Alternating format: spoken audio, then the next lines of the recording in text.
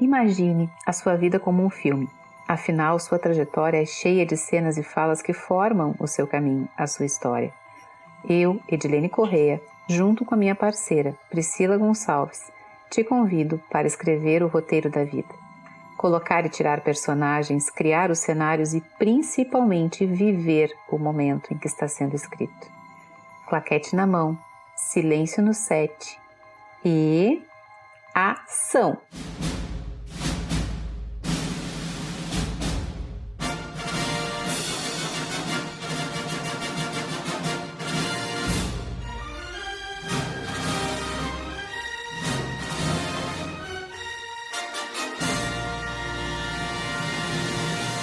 Olá, encontrados! A gente tá de volta para a segunda temporada. Eu nem acredito que tudo vai voltar ao normal e toda segunda-feira vai ter caixinha nova. Nessa semana e nessa temporada, com uma proposta totalmente diferenciada, com um novo layout, porque o Quando mudou, mas sempre com ela do meu lado, minha parceira Edilene Correia. Tava com saudade. E tu? Quanto tempo, né? Esse espaço de tempo relativo, não tão relativo assim, deixa um vazio, deixa uma saudade. Tanto tempo se passou que tá de novo aquele friozinho no estômago. Isso é muito bom, um desafio muito gostoso de estar aqui. Bem-vindos a todos, que bom estar de volta. Encontrados, se preparem. A gente ficou esse tempo fora e parece que a gente ficou um ano longe, né? Mas como a gente cresceu, como a gente trabalhou internamente, as 9 caixinhas que a gente desenvolveu na primeira temporada para poder entregar nessa segunda temporada algo tão lindo e tão grandioso como. Porém agora, não tanto no pensamento e muito mais na ação. É nessa segunda temporada que a gente vai começar a ver as cenas da nossa vida. Tanto é que toda a temporada é intitulada de cenas. Da cena 1 à cena 4, a gente vai passar por algumas etapas do que a gente vem vivendo. Diz pra mim se isso dá ou não dá trabalho, Edi? Não, bem pouquinho, imagina. É como na vida, no dia a dia, de segunda a segunda, de domingo a domingo. Bem pouquinho trabalho. É natural, flui, mas é complexo. Não quer dizer que sendo simples é fácil, mas é desafiador e é possível. E para isso a gente está junto. Para os amantes de cinema, para os amantes de teatro, esse termo, cena 1, cena 2, é completamente normal. Para os não amantes é pelo menos conhecido. E aqui para o Quando é viver um dia de cada vez montando o seu cenário. Bora começar a cena número 1 da segunda temporada do Quando Cast, Eu Comigo Mesmo. Por que isso, gurias? Vocês estão loucas? Quase, né? A gente sempre foi um pouquinho. Mas por que trabalhar esse nome Eu Comigo Mesmo? Porque a gente começa a pensar nas cenas que a gente vive no nosso cotidiano e como a gente monta essas cenas, desde o acordar e desligar o despertador, até chegar em casa e botar o despertador de novo para despertar no outro dia. Ou seja, o ciclo da cena se repete dia a dia. Mas como é que eu me responsabilizo com tudo isso, né? Como é que eu sei o que me conforta dentro dessas cenas, o que me assusta ou o que eu quero simplesmente deixar para lá? A intenção aqui não é ficar pensando ou sentindo e ficar só nesses dois, né? Pensamento e sentimento, mas juntar ação, pensar e sentir. Sair do ponto A e chegar com satisfação até o ponto B. Seja o acordar de manhã e ir dormir à noite, nosso ponto A ou nosso ponto B, seja iniciar e finalizar a semana, seja sair de casa todos os dias ou ficar em casa todos os dias, mas em que contexto isso acontece, esse ponto A e esse ponto B, cada um de nós que estabelece.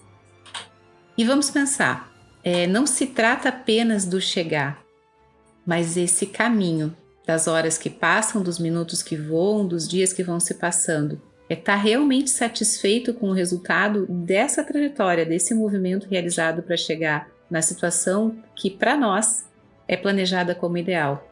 Será que a gente está chegando nesse nosso ideal? A gente está se esforçando para chegar nesse ideal? Não que necessariamente tenha que ser com esforço, mas com dedicação tem que ser. Essa dedicação está acontecendo? E eu, como não me aguento, vou fazer a advogada do diabo. Quem disse que é o ideal? Quem disse que planejar o dia inteiro e acordar de manhã e passar aquela maquiagem, colocar aquele acessório, escolher aquela gravata é o ideal para o dia? Se a gente pensar, e aí de novo, eu comigo mesma, é isso que a gente se propõe a falar na cena 1. Como que eu me trato? Como que eu me vejo? O que eu faço e tudo isso que eu monto dentro da minha cena rotineira, né? Estando em casa, trabalhando fora, fazendo home office, sendo mãe, sendo pai, enfim, todos temos tarefas. Como que eu me vejo dentro disso? Né? Que cena eu quis montar? O que eu quis passar? E verdadeiramente o que eu entreguei, o que eu me programei, o que eu me planejei, é o que eu quero? Ou é o que o meio externo está pedindo? Ou é o que as pessoas estão impondo? É o ambiente em que eu estou inserido que pode trazer isso, assim? Quantos fatores, né? É como se a gente tivesse com o carro acelerado em umas curvas bem acentuadas, ou como se o nosso trajeto de barco tivesse águas turbulentas ou uma tempestade em alguns trechos desse navegar. E isso é bom ou é ruim? Se a gente deu um primeiro passo ou não para essa conscientização, se a gente parou para perceber e para olhar cada acessório que se coloca, cada preparo que a gente tem, cada entrega que a gente tem da gente mesmo para com o outro e da gente para a gente mesmo. Quantas vezes a gente já escutou falar no eu sou? O que é esse eu sou? Eu sou o que para quem, em que momento? Diferente de outras abordagens, a instigar aqui a gente encontrar o nosso eu sou ligado sim à nossa essência, com um contexto parecido com o que a gente escuta, mas com aquele diferencial do pensar a respeito de si e se ver sob a própria ótica, a própria luz, o próprio interpretar. Ser ou não ser, eis a questão. Que questão, que ser, para quem, né? A gente chega nesses pensamentos e aí tu falou uma coisa que me chamou muita atenção, que é do consciente. Toda e qualquer decisão tomada que tu traga pro consciente, ela realmente foi feita e foi tomada naquele momento porque tu queria. Toda e qualquer decisão que tu não consegue explicar o porquê tu fez, ela obviamente foi no automático e alguma coisa naquele momento te levou a fazer. E toda e qualquer decisão que tu fala, eu fiz porque os outros estão fazendo, mais uma vez tu tá deixando com que o meio torne a tua cena, que foi planejada, totalmente diferente. Tá, me dá um exemplo porque Preto tá bem maluca nessa temporada. Vou usar um exemplo que a gente usou na nossa reunião de pauta, né? Eu tô numa reunião, seja ela online, seja ela presencial, enfim, porque hoje em dia é quase tudo online, e a galera inteira tá tomando café sem açúcar. Só que, cara, para tu funcionar, tu tem que botar ali meio quilo de açúcar, porque tu funciona com isso. Mas tu sabe que os olhares vão ser tão julgadores para não ter esse açúcar que tu tem várias opções. Tu toma sem açúcar, engole ali aquilo meio, que coisa ruim, mas toma, né? Trazendo isso pro consciente e sabendo que tu fez aquilo naquele momento porque era necessário para algo que tu tava esperando além. Ou simplesmente tu vai no flow e fala, não, mas nunca tomei, nem tomo açúcar, nem sei o que é, tomo sem açúcar que nem vocês. E aí, de novo, é o meio inserindo uma força gritante sobre a tua decisão e alterando o teu roteiro e alterando a tua cena, né? Ou tu fica naquela nem isso nem aquilo e bota aquela colherinha de açúcar que tu sabe que não vai te satisfazer, mas que também tu não vai desagradar o outro. E é nisso que eu falo. Quantas vezes ao longo do dia a gente sai completamente pronto de casa para viver aquele dia com a nossa cena inteira na cabeça e a nossa ação vai se desmantelando ao longo do dia. Ou vai ganhando muito mais ritmo, porque às vezes a gente não espera que coisas tão aceleradas ao longo do nosso dia possam acontecer. Tu, contigo mesmo, pensando nisso, tá mudando muito essas tuas ações? Tá mudando muito o teu roteiro? Tá parando para reescrever e ver o que fez, o que não fez sentido? Porque se tem uma coisa que é muito importante a gente lembrar, e eu tava com uma saudade de falar isso, é que não existe receita de bolo. E que todo passo que tu der vai doer. Afinal de contas, tu precisa sentir dor para depois conhecer a alegria e a felicidade de não tê-la. Não é um caminho fácil descobrir essa cena que tu quer criar e que tu realmente quer entregar. Mas, ao mesmo tempo, é necessário.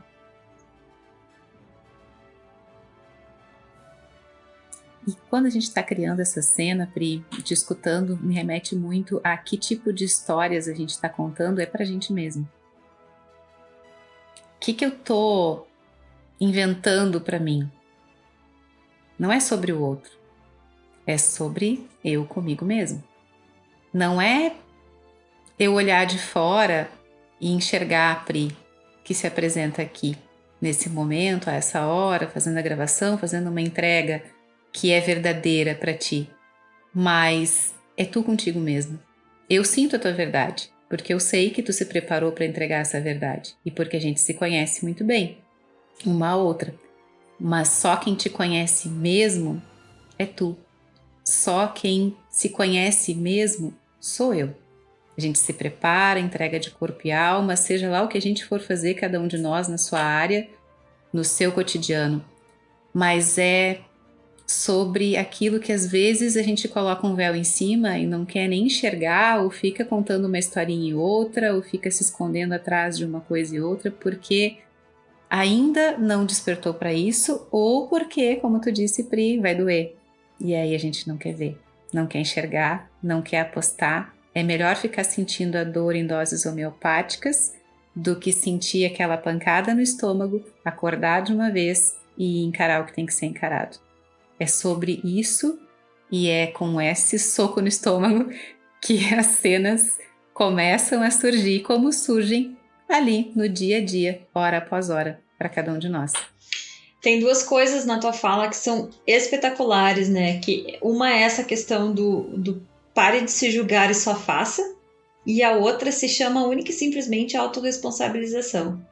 Até quando eu pego e jogo isso pro outro, pra cena do outro, dizendo, não, isso aqui não estava no meu roteiro, eu vou apagar aqui com a borrachinha e vou reescrever na história de alguém, quando na verdade só eu sei a força que eu tenho para fazer X ou Y coisas, né? E a entrega que a gente tem para fazer naquele dia, como tu citou o exemplo da nossa gravação, ela vai acontecer. Sim, ela é de corpo e alma, mas, de novo, ou eu trago isso para o consciente e realmente, verdadeiramente faço a entrega do jeito que ela deve ser feita, do jeito que faz sentido para mim, ou eu entro no piloto automático da gravação e aí daqui a pouco vou falando as mesmas coisas que tu tá falando ou em cima do que tu tá falando. De novo, é o ambiente exercendo aquela influência sobre o roteiro que eu fiz para mim. E acho que aí entra muito a responsabilização, assim. Como que tu pega isso pra ti e toma pra ti que a pessoa que tu acorda de manhã não é a mesma pessoa que tu vai dormir, em todos os sentidos. Quantas adaptações dentro dessa tua autorresponsabilização de ser a única responsável, o único responsável pelo teu roteiro e pelas tuas cenas, porque primeiro tu rascunha, depois tu escreve, aí tu passa limpo, aí tu começa a gravar. E muitas vezes, quando tu chega pra gravar e tu olha aquela cena, ela não fez sentido nenhum. E tu simplesmente já escreveu. E aí tu precisa fazer o quê? Amassar o roteiro, jogar fora, entender que tu és o único responsável por ter escrito aquilo daquela forma e começar a escrever de novo. E aí que vem a dor, porque a autorresponsabilização dói. Imagina tu não tem quem colocar a culpa que o lixo não foi pra rua. Se tu mora sozinho, o lixo não foi pra rua porque tu não levou, né? E aí começa a doer e a gente começa então a cada vez colocar mais acessórios e se vestir disso para que essa responsabilização possa ser jogada para o roteiro alheio. Pelo menos essa é a percepção que me vem muito forte, né? Concluindo tua fala. É muito importante no que tu traz também na fala agora. Dentro desse contexto do amassar roteiro, do se vestir, do procurar mais adornos onde se ancorar e se espelhar de certa forma, refletir o teu no outro e jogar para lá, até onde é a influência do meio, até onde são teus medos. A autorresponsabilização dói muito porque requer também olhar os teus medos de frente. Medo da rejeição ou necessidade de aceitação. Como tu bem trouxe antes, Pri, se a necessidade é de inserção e aceitação para fechar um grande negócio, eu preciso tomar o café sem açúcar porque conscientemente eu vou estar ali inserida naquele meio, naquele grupo de executivos, e eu sei que isso tem uma importância grande, o açúcar ou não, no café, para aquele grupo, e eu sei o tamanho da importância que tem aquela tomada de decisão do açúcar no café para minha aceitação, beleza, tá consciente, perfeito. É uma aposta para algo que eu quero alcançar. Mas tu vai sair dali e vai tomar o teu café na boaça com açúcar, com a consciência de que naquele momento tu fez porque era necessário. E tá livre disso, né? Aconteceu, foi uma escolha, saiu dali leve, liberto, fez parte daquele contexto por um motivo especial, tu não perdeu a tua essência em nada porque tu foi de caso pensado estrategicamente tomar aquela ação. Exato. Tá. Isso tá consciente até onde ou até onde isso é um medo de uma rejeição e esse medo tá tomando conta de ti e deixa de ser uma estratégia, deixa de ser uma jogada na vida. Café é um exemplo tão simples, né? Vamos cada um apostar suas fichas no seu café. O que é o teu café no teu dia a dia? O que tu te transforma e o que tu deixa te abraçar, assumindo ou não a responsabilização por aquele ato, assumindo ou não que aquilo ali é um grande medo que te assombra. E aí tá a grande resposta do porquê que talvez a segunda temporada tenha demorado tanto para ir ao ar. Porque a gente bateu nas 9 caixinhas da primeira temporada que o autoconhecimento era a fonte do poder para tudo. E se vocês escutaram e acompanharam, e quem não acompanhou ainda e quiser dar uma olhada, vai chegar a essa conclusão no final de tudo.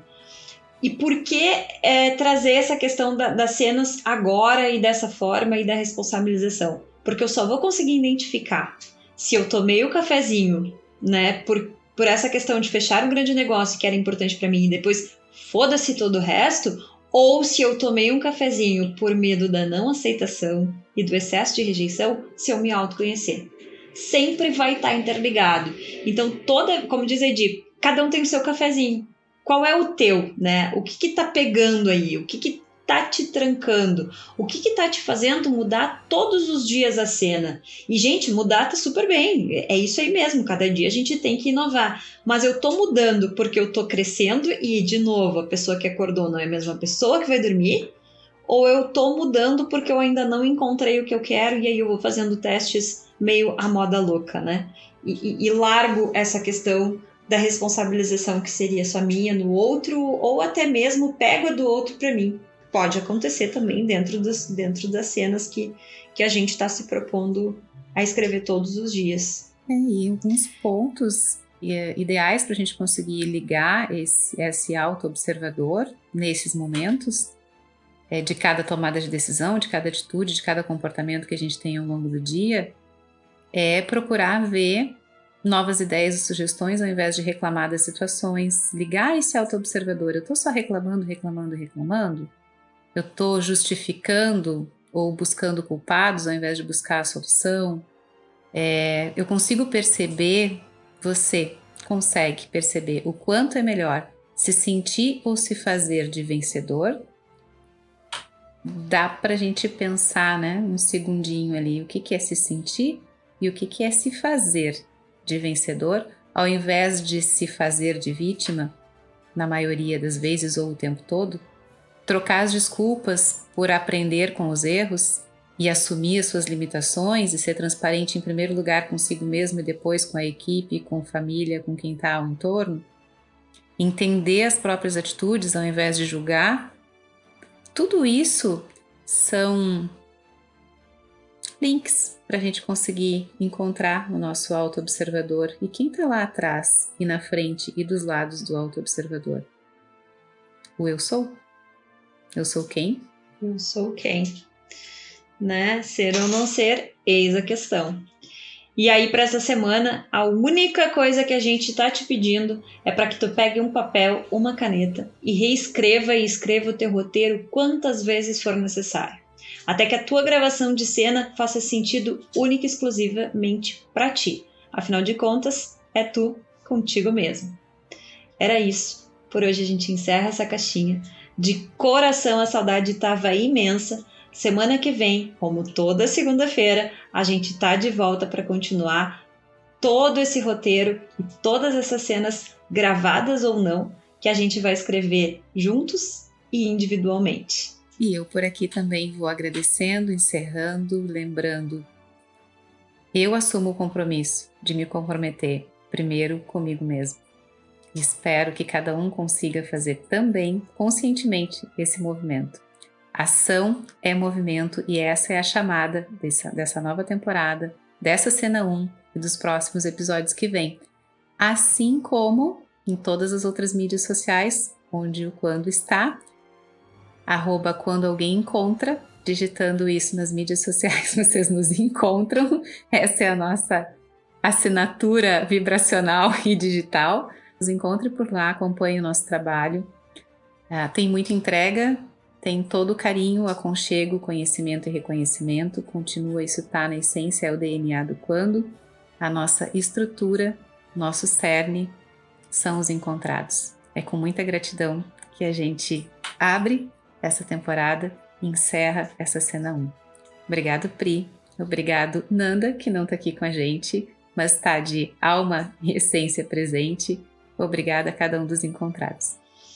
Se compromete com a gente, dá uma pesquisada nas redes sociais, porque agora a gente é TikToker, a gente tem Instagram, e-mail, e a gente tem YouTube, e tem Spotify, e tem também site. Olha só como a gente tá comprometido com vocês.